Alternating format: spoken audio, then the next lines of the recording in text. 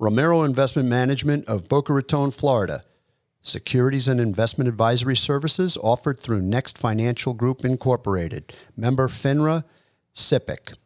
Romero Investment Management is not an affiliate of Next Financial Group Incorporated. This material is not intended as an offer or solicitation for the purchase or sale of any security or other financial instrument. Past performance does not guarantee future performance. All the views expressed are those of Carlos Romero and Romero Investment Management and not those of Next Financial Group Incorporated.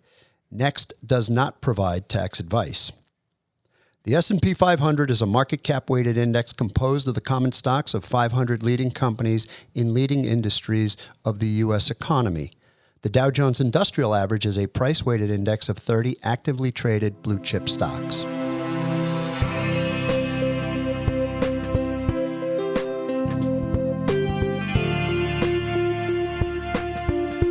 It's been an eventful couple of weeks in the world economy. A lot of different things going on, and incredible history being made this week. So as we record this, it's about 10:15 on Wednesday, October 4th. I'm Carlos Romero. Thanks for watching Wealth and Wellbeing. And today I have a friend and guest named McKay Giffen, and we're going to talk about something completely different than anything that I've typically talked about before, but in the spirit of the season, it's playoff time. Yeah, it is. So we're going to talk about that. We're going to circle back on that because it's that wonderful time of the year. As a kid growing up, Mr. October was somebody that I emulated, and my father told me to develop my batting swing like Mr. October. And so, this time of year is always a lot of fun. Yeah, like Mr. October, obviously, I'm a Yankees fan, so diving back into all that, it's incredible what he did. But I think the best modern day example of like a performance like that was David Freese in 2011. Yes, he did. No doubt about it. Yeah. David Freese single-handedly won it for the Cardinals, right? I mean, and a lot of people are like, oh, this guy's a scrub. I'm like, no, he was a high draft pick. Exactly. And he was a big dude. I mean, he was a solid big league player for 10, 15-year career, and that's hard to hang around that long. And to step up in the moment, that's the key. Love one people strike who away step from going home. Mm-hmm. Right. And they came back and won the next day. Mm-hmm. Yep. It's pretty awesome. I mean, I love your encyclopedic knowledge of the game, and we're going to dive into some baseball. I want to bring everybody up to speed, though, on some of the stuff that's gone on in the last week. I mean, really, actually, the last couple of months, you have seen in financial markets a relentless rise in interest rates. And I can only speak from my own personal experience because I personally bought a home back in, we went to contract in the beginning of May and closed at the end of May. And I caught a dip in interest rates that was able to, fortunately for me, lock me in at around 6% on a 30-year fixed mortgage. Today, that mortgage is 7.5%. 7.5 from 6 just a couple of months ago. It's crazy, but this is what's going on with interest rates, and it's rattled the bond markets, and it's really starting to rattle stocks, and we had a really good shakeout. I mean, the last month, the S&P on my little Seeking Alpha app here, when I go to like the 1 month return, we're down about 6%. I mean, it's just wild what's going on, but that's just in the short term. That's what happens with markets. I mean, here we are down 5.95%, one of the statistics, I saw a chart over the weekend. This was very, very interesting. Everybody thinks that markets just kind of go up over time. They go up, they go up, they go up. If you go back 2 years ago, the S&P was trading around 4,300. And right now, as I'm talking to you, I'm looking at it at 42.32. It hasn't gone anywhere in 2 years. Considered the most liquid, broadest market. The S&P 500. So it's been some tough sledding. the returns on cash are unbelievable. I still encourage people, if they want to maintain liquidity, money market funds are a great place to hang out and hide out while rates are being kept up here at this high level. I think that the Federal Reserve said that we are probably looking at another hike, which means that interest rates and returns on money market funds are just going to go up again. And yeah, you're not locking in that rate, but month to month, you're getting over 5% annualized is pretty strong. So, and listen, we'll see what happens. The Fed is all about getting inflation under control, and inflation's still running a little bit hotter than they want it to be. And a lot of that is, commodity pricing. Oil's gone up. That's going to be a big issue for inflation figures going forward. Tank of gas costs more money. That's just what it is. That's inflation, right? So yeah, you know it all too well, kiddo, right? Yeah, I have a truck. The kids learning about economics. I love it. Yeah. But the thing that also drives a lot of inflation is the strength of the economy and employment, and that's a big factor. And right now, employment's still pretty strong. We got a big number on Friday, government employment numbers. So we're going to see what the jobless rate looks like on Friday. That does tend to sort of be a bit of a leading indicator as to what future inflation may look like. So again, we'll see. But it's been an interesting time. Over the weekend, we averted a government shutdown. I think I don't know how many in the last 10 years. It's just crazy how we just get to this state of political brinksmanship, and then history is made yesterday for the first time in American history, McKay, a sitting Speaker of the House was recalled. I mean, he was voted out of his role. Wow. Yeah, it's pretty crazy what wound up happening yesterday. I think that was actually a big reason why the market actually had such a big sell-off. I think that people are just unsure, and markets don't like uncertainty. That's the thing, and that's what we're seeing. At the highest levels of government, it's really amazing when you stop to really think about how hyper-partisan we have become as a country, and what it is starting to do potentially at the Main Street economic level. Again, we'll see. There's going to be earnings starting next week with the banks. We're going to start to get an idea of like how the economy and what the numbers are. Typically, this is the third quarter is traditionally a weak quarter in terms of overall business activity. Summertime, people are off, and we've got all these other cross currents, rising rates and such. So it'll be interesting to see what clarity we get from the numbers that are reported by the S&P 500 and other companies, and what their forecasts are. Year to date, I think we're still up 10.5% on the S&P. That is, it's the third year of a president's term. That's kind of an interesting little history piece. Mm-hmm. Third year of a president's term is typically the best for stock markets. Yeah. Okay, so they're trying to get reelected. Bingo, exactly. I worked in the news industry for 3 years. I don't think I told you that. No, you're kidding me. Yeah. I used to work for the Wall Street Journal. I was working for a radio station that was a political radio station. Oh, okay. So you got a little bit of exposure to all of this fun stuff. It's exhausting. I will tell you that, especially when you're in like the 5-day news cycle and we were on air for 4 hours a week. Mm-hmm. At some point, it just feels like, I'm like, wow, we talked about this yesterday. Yep. We talked about this 2 days ago. Uh-huh. It's exhausting. Yeah. It's like we're covering basically the same shit new day. Mm-hmm. Yep. It's called belaboring the point. Keep belaboring the point, right? Yeah. When you have that much time to fill, you better come up with something. Yep. Yeah, exactly. And sometimes you just want to take the old stuff and kind of repackage it and give it a new spin. Mm-hmm. Yeah. So that is definitely what happens. But look, always be reviewing what you have and thinking about where you want to go financially, and to the extent that you want a second set of eyes, or you'd love to reach out to us. Look, Romero Investment Management, you can find me on the web, www.romeroinvestment.com. You learn a little bit about me. I put up the podcast links also on my website. You can find me on Facebook. I'm out there, and look, I'm all about taking care of the people that I work with and helping find solutions. That's what it's all about.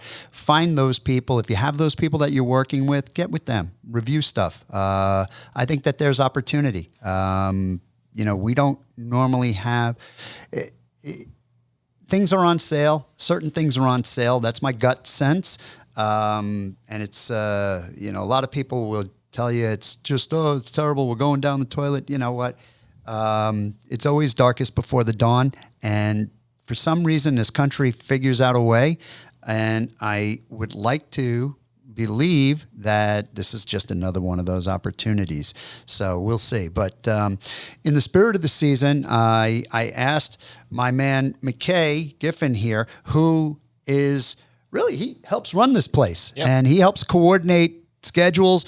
But when we first met, the one thing that he told me that he really loves is baseball. Yeah. And not just baseball, but Yankees baseball. Yeah, that's a 50-50 when you give that information out. I know, exactly. And so having grown up in New York myself, a grandmother who lived in the Bronx, I remember going to Yankee games in the 1970s and 80s, those great teams, Thurman Munson, Greg Nettles, and Chris Chambliss. I was at a lot of those games. My dad took me to those ball games. So you saw the Chambliss walk-off homer? I didn't see, well, I saw it on TV. I wasn't at the game. That's still pretty crazy. But my grandmother lived in the Bronx, so I was in the Bronx a lot. So we would go to games. And then Subway Series, I had already moved down here, and my father was still up in New York, and I wound up getting us tickets, and we went to the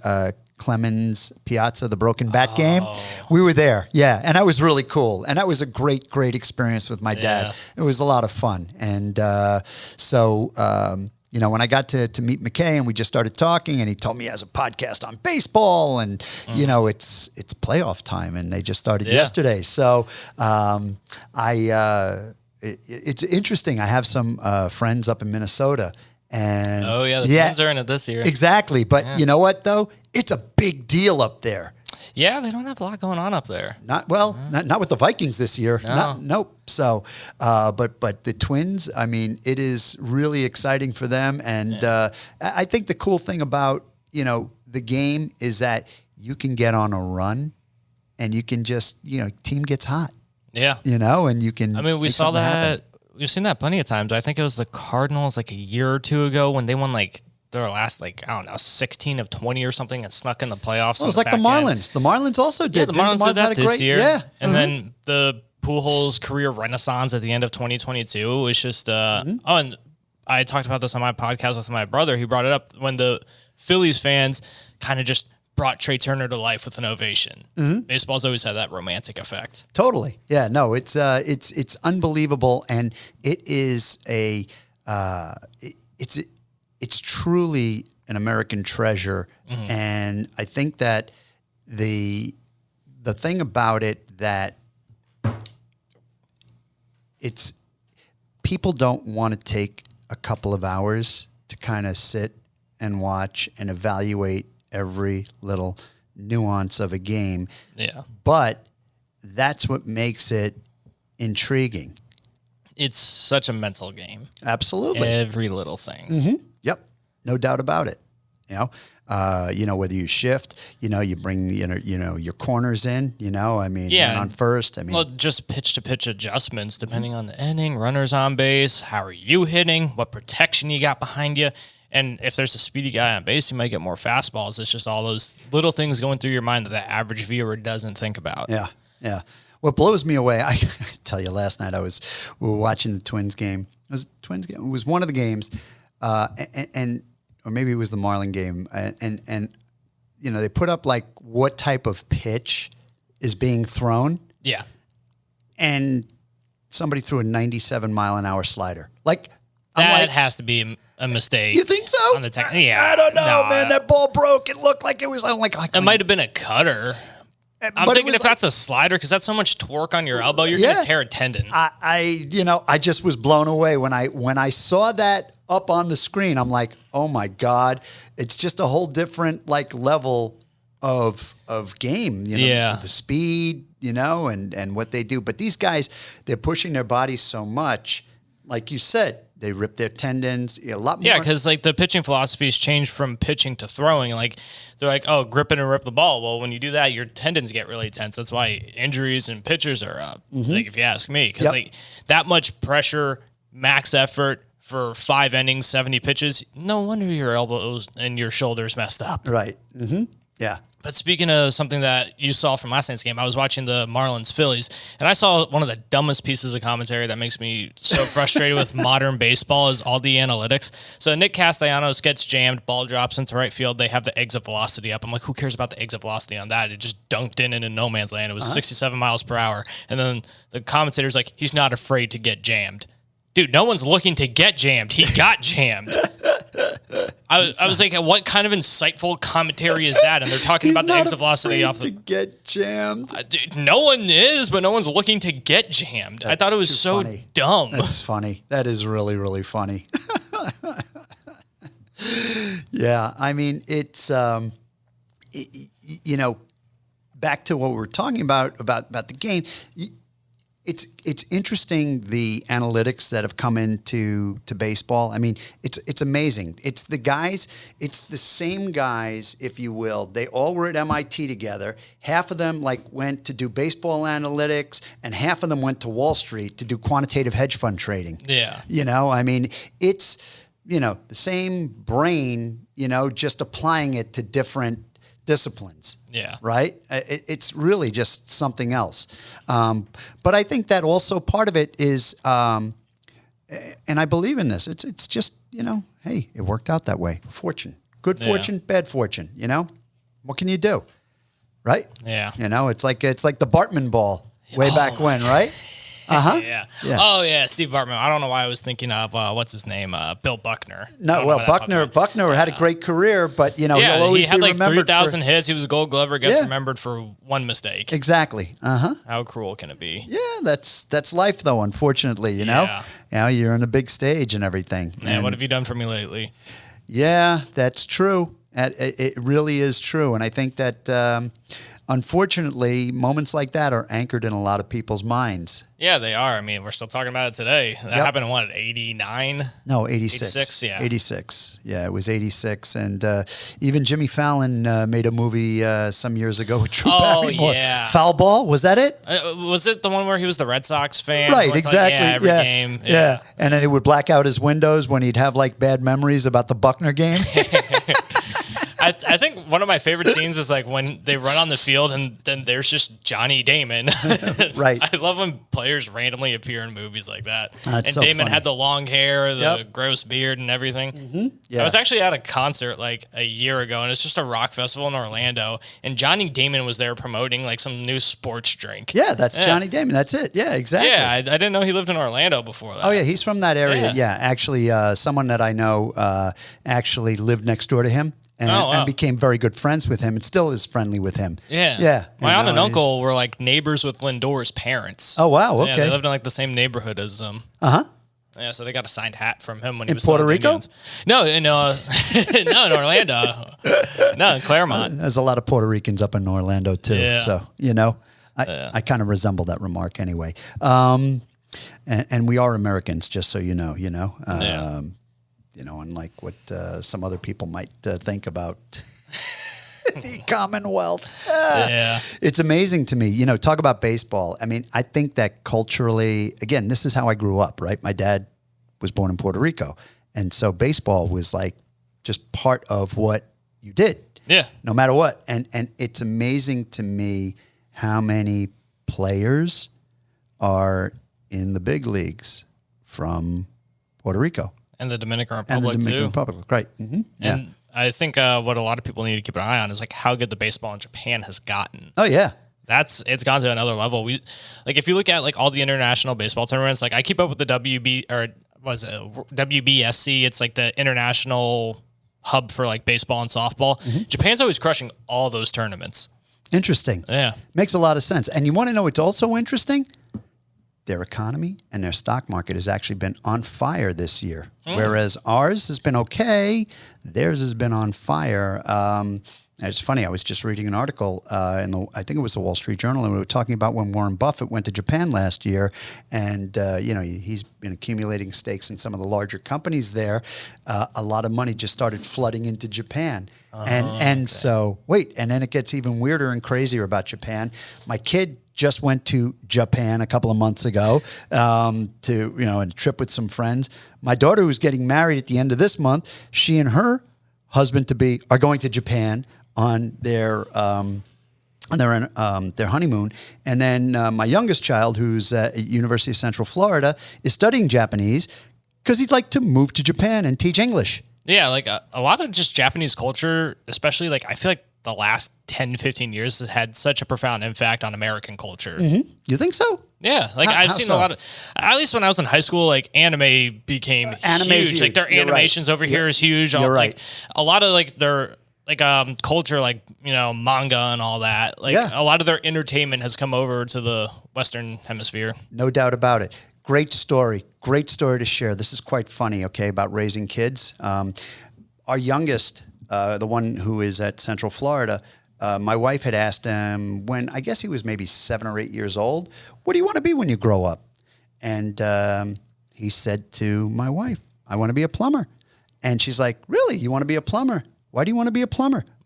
Mario's a plumber. It's the truth. Exactly. You nailed it. Yeah. And we were like, whoa, and she's like trying to rationalize like, oh, plumbers, they can make good money. That's a decent career. People need to have their plumbing taken care of. No, it's because Mario is a plumber. It was just great. And again, also out of Japan. Yeah. Even if you look at like their video game consoles, I think they started a lot of what would become modern gaming with Mario, because that got like the Western side of the world again interested in what they were using for entertainment. Totally. Yeah, no, it's really something else. But, look, I think that, throughout history, I think that we find different things that we enjoy doing, different pastimes, different activities. And I think that it's really, it's just part of evolution of a society and culture, that we just try different things, we find different things. And it's really intriguing to me how you kind of look back and you go, wow, look at that. Like I vividly remember as a kid, Madonna being featured on a local news program because she was doing a concert at a club on Long Island. And not 2 months later, her album, her big album comes out, her first album, and like everybody's like listening to the songs. I'm like, holy crap. And then forget it. The rest is history. I mean, arguably the greatest entertainer, over the last 50 years. I mean, she's just, just something else. And it's the same thing with the video games, and now look what's going on with electric cars. I mean, in the last few years, what Elon Musk has done is completely upend the narrative on cars and upend what people think about, how do you build a vehicle and what do you use to power it? It's truly something else. And, he's taking that approach, a bit of a maverick approach, and he's redefining how we go into outer space. He wants to figure out how we travel around cities, going underneath. And then even how our brains are impacted with electronics. How can we enhance how we learn and what we're doing? It's really it's just amazing, and yet. You go back 15, 16 years ago, he was almost bust. Yeah. It's really something else. And now he's the richest man in the world. Yeah, but it's like so what? Like you're the richest man in the world. Okay. I really don't think he cares about that. He doesn't care about that. Not at all. No, exactly. I mean, his biggest interest seems to be going to Mars. Yeah, I love space travel, so it's definitely an interesting concept with the reusable rockets. Exactly. And one thing I like that he said he's not for shutting down the oil industry either. He's just about a different mode of transportation. And I think that that's fair. And I think that that's another thing too. And by the way, now you start talking about energy. Lithium-ion batteries are not environmentally friendly. Oh, I know that. No, I mean, with all the mining and everything that has to go on, it's the same thing. Okay, it really is. I mean, it sounds great and everything, but the reality is that the rest of the world, okay, is powering themselves, okay, with hydrocarbons, with coal, with oil, with natural gas, okay, and oh, by the way, we have all of that in abundance, and we've got this, great situation where we've got these great natural barriers on the east and west coast. I heard Jamie Dimon, the CEO of JP Morgan, talking about it, where basically, we got like the Atlantic and the Pacific, and then we have great neighbors in Canada and Mexico, and yet we are, and in addition to that, we have all these abundant natural resources, and we are trying to set an example for how to behave as a responsible global citizen country, which I think is great. I really do think it's great. But I think when you do that to the expense of the well-being of a large component of the population, it's incredibly counterproductive, and that becomes a whole political argument. I don't want to go down that rabbit hole. But if there's one thing I think that we as a country have been able to do is figure things out. Yeah. And if we can keep at working on how do we solve some of these challenges, and how do we get ourselves to a place where everybody can share in the prosperity. And I think that that's really what that's really what I think the ideal is about our country. One of the interesting things, McKay, have you traveled overseas much? I have not. Mm-hmm. Okay. I've been fortunate. I've been to a couple of places in the world, and I've seen, I've been to Eastern Europe. I've been to Europe. I've been to the Middle East. I've been to, the Caribbean. And actually in the spring, I'm supposed to go to Argentina, so I get a chance to see South America too, which I've never seen. Yeah. But one of the things that struck me, and I think that people don't get it, is that now we think things are so terrible here. And listen, I'm not making light of it. We got to work on things, but we always got to work on things. Yeah. I think that's just human nature. And I think that that's one of the great things about being American is like, what can we do to make things better? Yeah. However, my point is this. When you go to other parts of the world, you realize how good you have it. Bingo. Yeah. You come home and you kiss the ground of this country, okay? Yeah, with all of its warts. Because part of my family, they immigrated over from Cuba during Castro's regime. So those are the stories I heard from my grandpa growing up. There you go. So it's like, I feel like a lot of it starts with people being grateful for what they have. Like if you sleep in the air conditioning, you're lucky. Yep. It starts with things that simple. You're exactly right. It's funny. I have a true story. When I first started working out of college, I was working for the Wall Street Journal, like I said, and my grandfather came from Russia, and he came with nothing, 1928.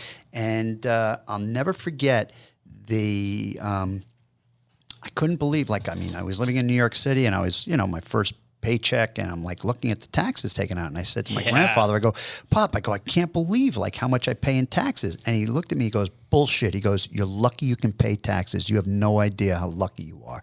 And I tell that story, and it's burned in my brain, how lucky I am. And that's the truth. I mean, this is a man whose mother my great-grandmother, okay, was assaulted, I mean, for being Jewish. I mean, it just was what it was. And it's sad. And that's, when you go around the rest of the world and you come back to America and you could be at the lowest level economically in America. You can be. And yet you still probably have a cell phone. Yeah. And you probably have a TV with free cable and subsidized housing. Okay. And food. Now, I'm not saying it's great. Okay. It's not. It's perspective. Correct. Exactly. And that's the thing. And what I'd love for us to be able to do as a country, to find a way to help people who are like here. Okay. And so you got people like way up here, like Musk, right? They're all up here, right? And you got this lower portion. However, when you take a look at the rest of the world, right? And their lower portion, okay, their upper portion is not necessarily like ours, right? Yeah. So this is their upper portion, but their lower portion is down here, right? And then you take our lower portion, and okay, it's lousy relative to the highest, but to the rest of the world, for the most part, pretty good. Yeah, pretty good.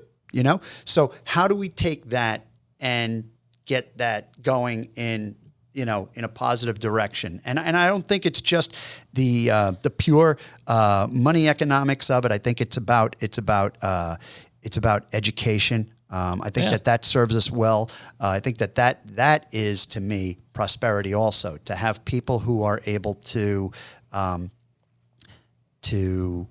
read, who can do math, basic math, and be able to contribute, because everybody's got something to contribute. I don't care who you are. In fact, there was I remember when I learned this, it was a rabbinic message. Basically, you could be the poorest of the poor and be being given things for charity, yet there are people that you can help out by giving charity to them, even at your level. Yeah. So everybody's got something to give and share. And I think that's really what, that's a idealistic comment, but I think it's a worthy aspiration. I don't know if we get there, but I think it's worthy of trying. Yeah, just about changing the culture and people's mindsets. Right. Mm-hmm. Yeah, totally. That's there. Yeah, totally. So how long are we on now? I think we've been going about half an hour-ish. Okay, all right. So we're okay time-wise. Okay, cool. All right, terrific. So who do you like this postseason? That's a tough question because anytime you get to the postseason, you never know who's going to get hot. I know. I get it. Mm-hmm. I want to say the Marlins just because we're in South Florida. Sure. It'd be fun if they turned it around against the Phillies, but who knows with a 3-game series. I don't know. It's too up in the air for me to say in playoff time. Mm-hmm. It really is. I mean, part of me likes the Orioles just because, like, from where they came from the last few years, sure, they got hot at the end of last year. Then this year they went over 100 games. They got a lot of good pieces. Like, one guy I like on their team a lot is Austin Hayes. He's just a scrappy ball player.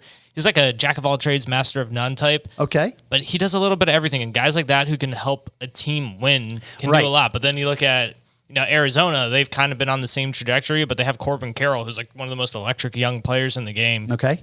Then you can always make an argument for the Blue Jays. They have Vlad's son, Dante Bichette's son. Yeah. They got Kevin Biggio. Yeah, they have everybody who is great from growing up, their children. Well, you want to hear a great story? True story, okay?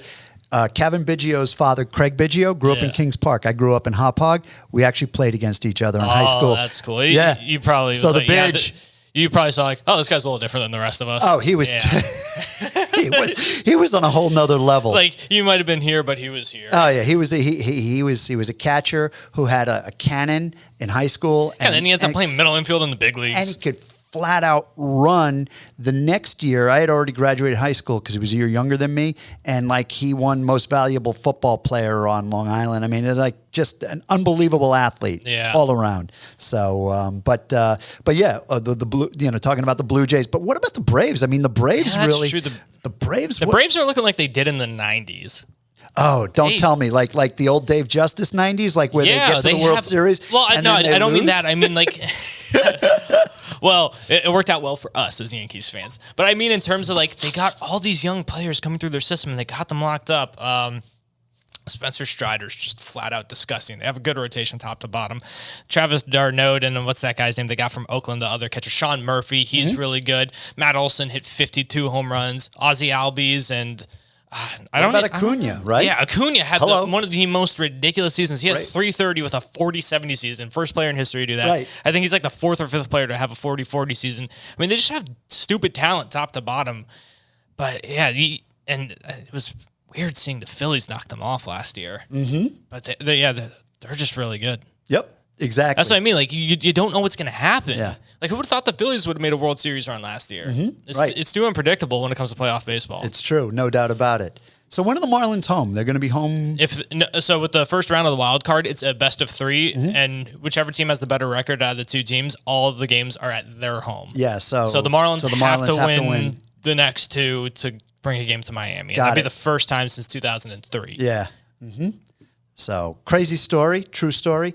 I actually that 2003 they played against the Yankees. Yeah. Okay, and hey Josh Beckett. All right, I had tickets. To the World Series. Okay, and it's a true story. I did business with a firm in Naples, Florida, and the guy who ran that firm primarily was Bruce Sherman. Oh, cool. The owner of the Marlins, and he actually bought my World Series tickets in 2003. Cool. Is that a riot? Yeah. Did he have any affiliation with baseball at that time? No. Not to my knowledge. Okay. You know, just a brilliant investor, financier, and was hired by the Collier family and built an unbelievable business. And then after he left that, he did really well, and then he bought the Marlins. Yeah. You know, so he's getting by. Yeah, no, he's doing good. But he bought my World Series ticket. That's really cool. Is that a riot? Yeah, that's really cool. Yeah, I wish I kept the check, right? Hey, Bruce Sherman, say you wrote me a check. Yeah. Anyway, it's funny stuff. It's good stuff. Life's great. Life's great stories. And look, I mean, it's going to be interesting to see how things shake out. I think that we're getting into economically a decent time of the year. Typically the fourth quarter, things pick up. We'll see what winds up happening. I'm kind of winding down, our visit today, and I want everybody to just kind of think about things from an optimistic perspective and position yourself for yourself. That's the key. Everybody's different, and everybody's got different obligations, and it's really about sort of planning and making sure you have all your buckets lined up so that you can address all the different things you have to deal with, in your life. And it is it's just part of what we do at in my field as a financial advisor, and then I think that's what we all do as human beings, for our lives and everything. And one of the great memories, like I said, growing up for me was my time in baseball, playing baseball as a kid. Played a little bit in college, and what position did you play? I pitched. Oh, okay. I pitched and played first. I was a much better first baseman than I was a pitcher. In college, they needed pitching, but I basically through batting practice. So, I mean, I just, it was like the Caddyshack line, Chevy Chase and Ted Knight, Judge, you're not good. But you know what, good enough to play for a little bit. And it was really a lot of fun. And again, the memories with my dad, that's actually really the best part, when I think back, it was cool, like spending some time, and we went together to the Baseball Hall of Fame. Oh, nice. That was very cool, very meaningful. And,